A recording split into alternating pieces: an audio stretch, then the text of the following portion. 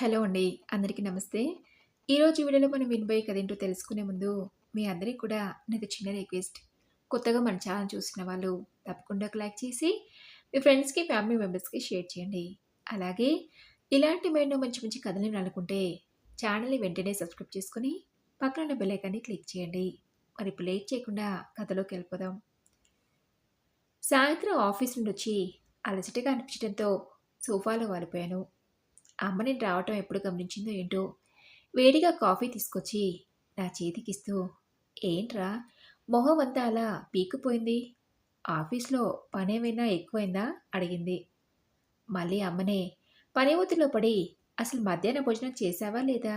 అడిగింది. Coffee SIP చేస్తూ, "ఎన్ని పనులున్నా సరే, నువ్వు ప్రేమగా, కమ్మగా ఉదయాన్నే నా కోసం క్యారేజ్‌లో పెట్టే భోజనం తినకుండా ఎలా ఉంటానమ్మా? ఇదిగో నీకు అనుమానంగా ఉంటే నువ్వే చూసుకో. ఉదయం నువ్వు సర్దిన బాక్స్ అంతా ఖాళీ అయిపోయిందని ఆఫీస్ నుంచి వస్తూ టేబుల్ మీద పెట్టిన క్యారేజ్ కేసు చూపిస్తూ అన్నాను. అది సర్లే కానీ నీకు ఈ విషయం తెలిసిందా? రేపు మీ బావ ఆదిత్య అమెరికా నుండి వస్తున్నాడట. నేను మీ నాన్న అత్తయ్య వాళ్ళతో ఎయిర్పోర్ట్‌కి వెళ్తున్నాం. నువ్వు రాకూడదు అడిగిందమ్మ. అమ్మ చెప్పిన దానికి ఎగిరి గంతేలన్న సంతోషంగా, ఏంటి ఆదిత్య బావ అమెరికా నుండి వస్తున్నాడా? చాలా కాలం చూసి అని ఆ వెంటనే నిరుత్సాహంగా, నాకు రావాలనున్నా రాలేనమ్మా. రేపు మా ఆఫీస్‌లో ఆడిటింగ్ ఉంది. లీవ్ పెట్టడం అస్సలు కుదరదు. నువ్వు నాన్న వెళ్ళండి. ఆదివారం నాకు ఆఫీస్‌కి ఎలాగో సెలవే కదా! ఆ రోజు వెళ్ళి ఆదిత్య బావని కలిసొస్తాను అని చెప్పాను. అమ్మ నా మాటలకు, అందరం కలిసి ఎయిర్‌పోర్ట్‌కి వెళ్ళి ఆదిత్యని సర్ప్రైజ్ చేద్దామనుకున్నానురా. నేను మీ నాన్న. నువ్వేమో రావటం కుదరదు అంటున్నావు. సరే, వీలు కానప్పుడు ఏం చేస్తాం? నువ్వు ఆదివారమే వెళ్ళి ఆదిత్య బావని కలిసొద్దులే. నేను మీ నాన్న వెళ్తామని చెప్పి నేను తాగిన కాఫీ కప్పుడు తీసుకొని అమ్మ వంటగదిలోకి వెళ్ళిపోయింది. అలా మరుసటి రోజు అమ్మ నాన్నలు ఎయిర్‌పోర్ట్‌కి వెళ్ళాల్సి ఉండటంతో అమ్మ రోజు కన్నా కాస్త ముందే నిద్రలేచి నాకు బ్రేక్‌ఫాస్ట్, లంచ్ బాక్స్ సిద్ధం చేసి, "ఒరేయ్ రోహిత్! మేము బయలుదేరుతున్నాం. మేము తిరిగొచ్చేసరికి రాత్రి ఆలస్యం అవుతుంది కావచ్చు. నీకు రాత్రి కూడా భోజనం వండి పెట్టాను. నువ్వు భోజనం చేసి పడుకో. సరేనా?" అని చెప్పి ఉదయం 7 గంటలకు వెళ్ళిపోయారు. స్నానం చేసి రెడీ అయ్యి ఆఫీస్ సమయానికి అమ్మ సర్దిన క్యారేజ్‌ని తీసుకొని ఆఫీస్‌కి బయలుదేరాను. రోజులాగే ఆఫీస్ అయ్యాక సరాసరి ఇంటికే వచ్చేసాను. అమ్మ నాన్నింకా ఇల్లు చేరుకోలేదు. అయినా అమ్మ ఉదయమే చెప్పింది, మేము వచ్చేసరికి రాత్రి ఆలస్యం అవుతుందని. నువ్వు భోజనం చేసి పడుకో అని. రోజు సాయంత్రం ఆఫీస్ అయ్యాక ఇంటికొచ్చి అమ్మ నాన్నలతో కబుర్లు చెప్తూ కాసేపు గడవటం అలవాటు. వాళ్ళిద్దరూ ఈరోజు ఇంట్లో లేకపోవడంతో బోరుగా అనిపించింది. కాసేపు టీవీ చూసి బయట వరండాలో మొక్కలకు నీళ్లు పోసి అలా రాత్రి 8 అయ్యేసరికి ఆకలి వేయటంతో ఉదయం అమ్మ వండిన భోజనాన్ని కాస్త వేడి చేసుకొని తిన్నాను. ఆ తర్వాత ఓ అరగంట మెయిల్ చెక్ చేసుకుని నిద్రపోదామనుకుని బెడ్రూమ్ వైపు అడుగులు వేస్తున్న నాకు ఎవరో తలుపు తట్టిన శబ్దం వినిపించింది. అమ్మ నాన్న అయి ఉంటారని వెళ్ళి తలుపు తీశాను. వచ్చింది వాళ్ళే. అమ్మ నేనింకా మీరు రావటానికి ఆలస్యం అవుతుందనుకుని నిద్రపోదామని నా గదిలోకి వెళ్తుంటే తలుపు కొట్టే శబ్దం వినబడింది. ఇంతకీ ఆదిత్య బావ ఎలా ఉన్నాడు? నన్ను అడిగాడా అమ్మా? అడిగాను. అందుకమ్మ "ఉమ్, అడిగాడు" అంది చిన్నపోయిన మొహంతో. ఉదయం ఇంటి నుండి ఎయిర్పోర్ట్‌కి, అక్కడి నుంచి అత్తయ్య వాళ్ళ ఊరికి, మళ్ళీ ఇంటికి ప్రయాణం చేసి అలసిపోయి ఉంటారు. అందుకే అమ్మ మొహం అలా నీరసంగా ఉందేమో అనుకున్నాను. సోఫాలో వాలిపోయిన అమ్మానాన్నలకు తాగడానికి మంచినీళ్ళిచ్చి, ఏంటట ఆదిత్య బావ అమెరికా కబుర్లు? అడిగాను. నా ప్రశ్నకి నాన్న వెంటనే సమాధానం చెప్పకుండా అమ్మానాన్నలు ఒకరి మొహం ఒకరు చూసుకుంటూ కాసేపు మౌనంగా ఉన్నారు. నాన్న నుండి ఎటువంటి సమాధానం రాకపోవడంతో ఈసారి అమ్మనడిగా, ఏంటట ఆదిత్య బావ అమెరికా విశేషాలు? ఎయిర్‌పోర్ట్‌కి మన బంధువులు అందరూ వచ్చారా అమ్మా? అని. నువ్వు తప్ప అందరూ వచ్చారు. బంధువులు, స్నేహితులతో ఇల్లంతా నిండిపోయింది. సాయంత్రమే వచ్చేద్దాం అనుకున్నాం కానీ ఆదిత్య రానివ్వలేదు. మీ అందరి కోసం అమెరికా నుండి బహుమతులు తీసుకొచ్చారనంటే ఆదిత్య స్నేహితులంతా వెళ్ళిపోయేదాకా ఉన్నాం అంది అమ్మ. అవునా? అంటే ఆదిత్య బావ నాకు కూడా అమెరికా నుండి బహుమతి తెచ్చాడన్నమాట. ఏం తెచ్చాడేంటి? అని అమ్మా నాన్న వచ్చేటప్పుడు తీసుకొచ్చిన బ్యాగ్‌లను తెరిచి చూశాను. అందులో యాపిల్ కంపెనీ ల్యాప్‌టాప్ ఒకటి, ఓ సన్నని జ్యువెలరీ బాక్స్, స్మార్ట్ వాచ్‌లు ఉన్నాయి. వావ్! ల్యాప్‌టాప్. ఇదెవరి కోసం? అడిగాను అమ్మకేసి చూస్తూ. అందుకమ్మ, మన ముగ్గురిలో ల్యాప్‌టాప్ అవసరం ఎవరిది? ఎవరికుంటుంది? అది నీకోసమే తెచ్చాడు ఆదిత్య అంది అమ్మ. స్మార్ట్ వాచ్‌ని చేతిలోకి తీసుకొని చూస్తుంటే, అది మీ నాన్న కోసం తెచ్చాడట అంది. జ్యువెలరీ బాక్స్‌ని చేతిలోకి తీసుకొని చూస్తుంటే, అది నా కోసమే. వాళ్ళ అమ్మకి నాకు ఒకేలాంటి నెక్లెస్‌లు తెచ్చాడు ఆదిత్య. ఇవేనా? మన బంధువులందరినీ గుర్తుపెట్టుకొని మరీ అందరికీ మంచి మంచి బహుమతులు తెచ్చాడు. వాళ్ళు వీళ్ళు తెచ్చినవి చూసి మురిసిపోవడం తప్పితే నువ్వేమైనా అమెరికాకి వెళ్తావనే ఆశనా? అక్కడి నుండి మా కోసం ఇలాంటివేవైనా తెస్తావనా? అన్నారు నాన్న. ఈసారి ఆదిత్య అమెరికాకి వెళ్ళేటప్పుడు తనతో పాటు అత్తయ్య మావయ్యని కూడా ఓ 6 నెలలు అమెరికాలో తన దగ్గర ఉంచుకోవడానికి తీసుకెళ్తున్నాడట. 3,00,00,000 పెట్టి ఈ మధ్యనే ఓ పెద్ద ఇల్లు కూడా కొన్నాడట అంది అమ్మ. మరి అమెరికాలో జీతాలంటే అలా ఉంటాయి. ఇండియాలో లాగా అనుకున్నావా రాజ్యం? అన్నాను నాన్న. ఒరే రోహిత్, ఆదిత్య ఈసారి కూడా అడిగారా? ఆదిత్యని కూడా అమెరికాకి వచ్చేవనండి. మంచి జీతంతో కూడిన ఉద్యోగం దొరుకుతుందని. అమ్మా నాన్న అమెరికా విషయం తీయగానే, అబ్బా! మళ్ళీ మొదలుపెట్టారా అని నా మనసులో అనుకుని పైకి ఏం మాట్లాడకుండా మౌనంగా కూర్చుండిపోయాను. నన్ను అలా చూసి వీడికి ఎంత చెప్పినా అర్థం కాదు. అయినా వాడికే ఉండాలి జీవితంలో ఎదగాలని. మనం అనుకుంటే మాత్రం ఏం లాభం? అంటూ అమ్మా నాన్నలిద్దరూ నా మీద అలిగి తమ గదిలోకి వెళ్ళిపోయారు. అమ్మా నాన్న ఎప్పుడు అమెరికా విషయం తీసినా నాకు నేను ఇంటర్ చదివే రోజులే గుర్తొస్తాయి. నా పేరు రోహిత్. మా అమ్మా నాన్నలు కృష్ణప్రసాద్, రాజలక్ష్మి దంపతులు. వాళ్ళకి మేము ముగ్గురు సంతానం. పెద్దక్క శ్రావణి, రెండో అక్క స్రవంతి, చివరగా నేను. నాన్న రెవెన్యూ డిపార్ట్మెంట్లో పనిచేస్తుండేవాడు. అమ్మ డిగ్రీ వరకు చదువుకుంది. ఓ ప్రైవేట్ స్కూల్లో టీచర్గా పనిచేసేది. మేమంతా చిన్నపిల్లలుగా ఉన్నప్పుడు ఉద్యోగానికి వెళ్ళడం కష్టమవుతుందని మానేసింది. నాన్న మేమంతా ఉన్నతంగా స్థిరపడితే చూడాలని మా అందరికీ మంచి చదువులు చెప్పించారు. పెద్దక్క శ్రావణి ఫార్మసీ చేసింది. రెండో అక్క స్రవంతి ఆస్ట్రేలియాలో ఫోరెన్సిక్ సైన్స్ చేసింది. నేను ఇంటర్ చదువుతున్నప్పటి నుండే అమ్మా నాన్నలు నన్ను అమెరికాకు పంపించాలని కళ్ళు కనేవారు. ఇంటికి ఎవరొచ్చినా వాళ్ళతో 4 సంవత్సరాలంతే. ఆ తర్వాత మావాడు కూడా అమెరికాకి ఎగిరిపోతాడు.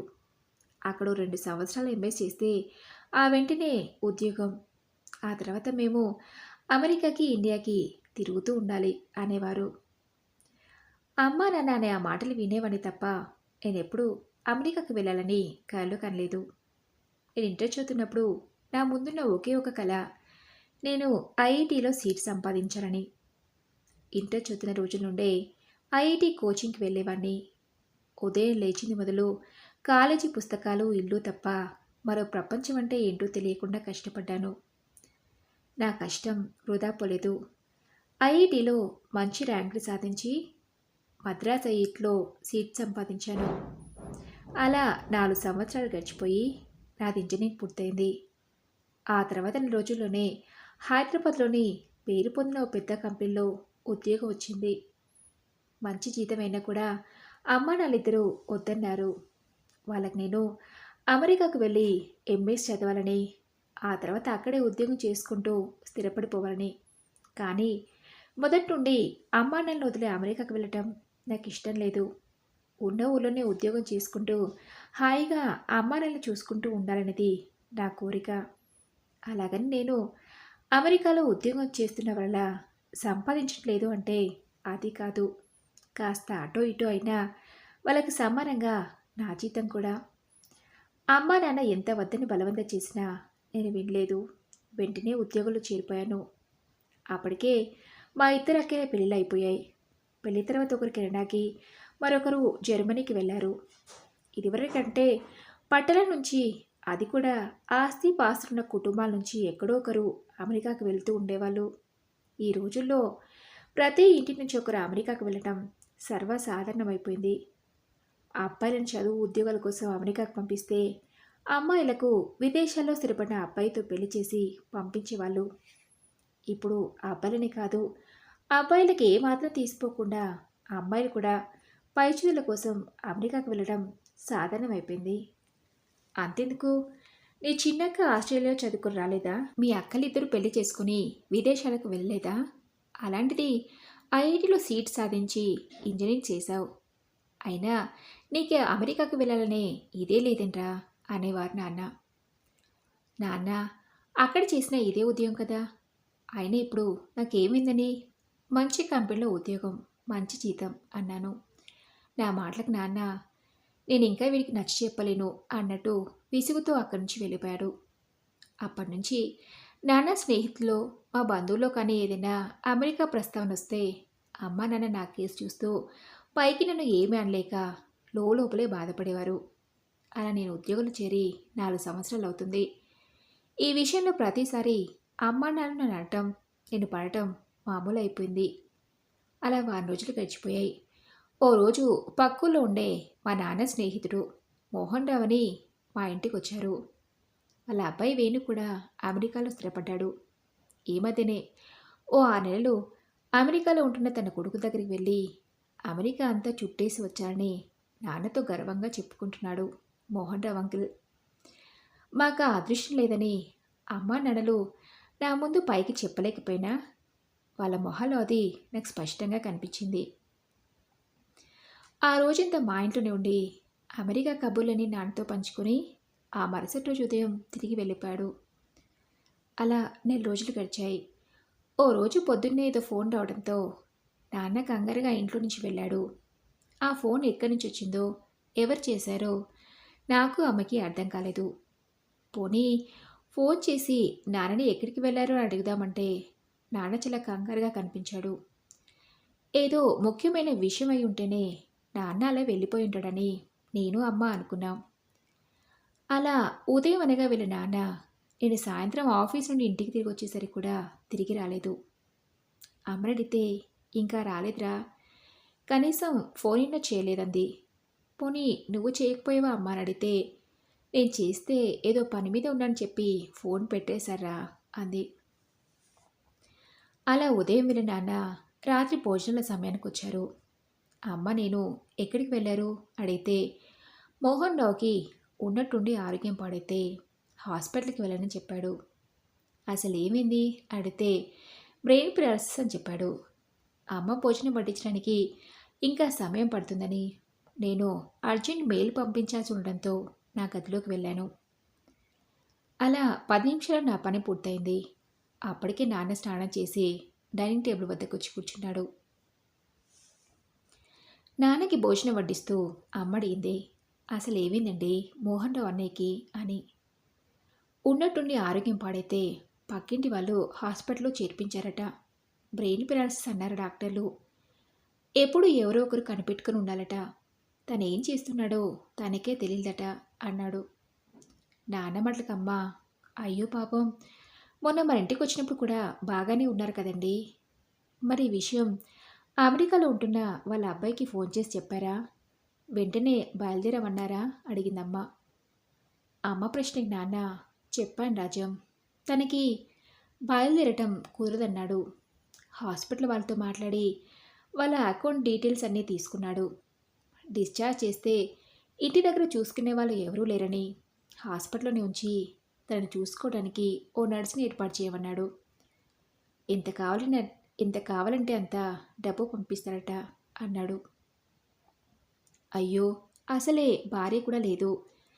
ఇలాంటి సమయంలో నా అన్న వాళ్ళు ఎవరో ఒకరు దగ్గరను చూసుకోకుంటే ఎలా? ఎన్నెలని అలా హాస్పిటల్లోనే ఉంటాడు అని అమ్మ బాధపడింది. నేను కిందికి దిగడం గమనించి అమ్మ నాన్నలు ఆ విషయం గురించి మాట్లాడుకోవడం ఆపేశారు. అప్పటి నుంచి అమ్మ కానీ నాన్న కానీ ఎప్పుడూ మళ్ళీ అమెరికా ప్రస్తావన నా దగ్గర తీసుకురాలేదు. అలా ఓ 4 రోజులు గడిచాయి.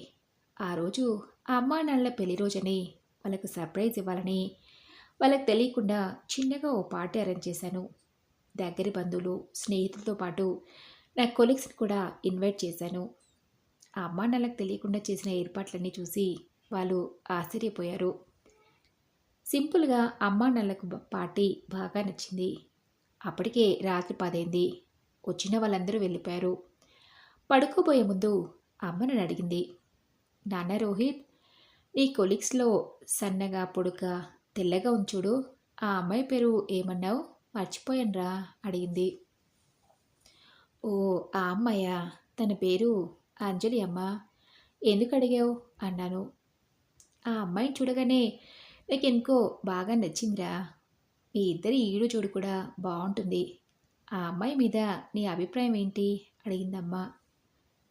అందుకు నేను అంజలి చాలా మంచి అమ్మాయి అన్నాను. మరి మీ ఇద్దరి పెళ్లి గురించి వాళ్ళ అమ్మానాన్నలతో మాట్లాడమంటావా? అడిగింది. అమ్మ అలా సడన్‌గా అడిగేసరికి నాకేం మాట్లాడాలో అర్థం కాలేదు. సిగ్గుపడుతున్నట్టు కనిపించడంతో అబ్బో! అదంతా సిగ్గే. ఒకవేళ అందరిలాగే వాళ్ళ అమ్మానాన్నలు కూడా ఆ అమ్మాయికి ఏ అమెరికా సంబంధమో చూస్తున్నారా? అలాంటప్పుడు తను మన ఇంటికి కోడలుగా ఎలా వస్తుంది? అంది అమ్మ. లేదమ్మా. అంజలి వాళ్ళ అమ్మానాన్నలకి ఒకతే కూతురు. వాళ్ళని వదిలి విదేశాలకు వెళ్ళటం తనకిష్టం లేదు. లంచ్ టైంలో అప్పుడప్పుడు అందరం కూర్చుని మాట్లాడుకుంటాం కదా! అప్పుడు తెలిసింది తన అభిప్రాయం అన్నాను. అంతే. వారం రోజుల్లో అమ్మానాన్నలు వెళ్ళి అంజలి వాళ్ళ పేరెంట్స్‌తో మాట్లాడడం, ఇలా తిరిగేసరికల్లా మా పెళ్ళి అవ్వటం అన్నీ అలా చకచకా జరిగిపోయాయి. అంజలిని నన్ను చూసి అమ్మానాన్నలు గర్వపడుతున్నారు. ఈ తరం పిల్లలు ఎంతసేపు డబ్బు, సంపాదన అంటూ విదేశీ బాట పడుతున్నారు. వాళ్ళ భవిష్యత్తు, వాళ్ళ పిల్లల భవిష్యత్తు బావుండటం కోసం తల్లిదండ్రులను పట్టించుకోకపోవడం, వాళ్ళని చూసుకునే సమయం లేక వాళ్ళని అనాథాశ్రమాల పాలు చేయటం చూస్తున్న ఈ రోజుల్లో తల్లిదండ్రుల పక్కనే ఉండి చూసుకోవాలనుకునే మీలాంటి పిల్లలున్నందుకు మేము చాలా అదృష్టవంతులం అని పొంగిపోతున్నారు. మరి ఇదండి ఈరోజు కథ. ఈ కథపై మీ విలువైన అభిప్రాయాల్ని నాతో కామెంట్ బాక్స్‌లో షేర్ చేసుకోండి. అలాగే ఈ కథ మీకు నచ్చిందనుకుంటున్నాను. నచ్చితే తప్పకుండా ఒక లైక్ చేసి మీ ఫ్రెండ్స్‌కి, ఫ్యామిలీ మెంబర్స్‌కి షేర్ చేయండి. అలాగే ఇలాంటి ఏమైనా మంచి మంచి కథలు వినాలనుకుంటే ఛానల్‌ని వెంటనే సబ్స్క్రైబ్ చేసుకొని పక్కనే ఉన్న బెల్ ఐకాన్‌ని క్లిక్ చేయండి. నెక్స్ట్ వీడియోలో మరొక మంచి కథతో కలుసుకుందాం. Thanks for listening.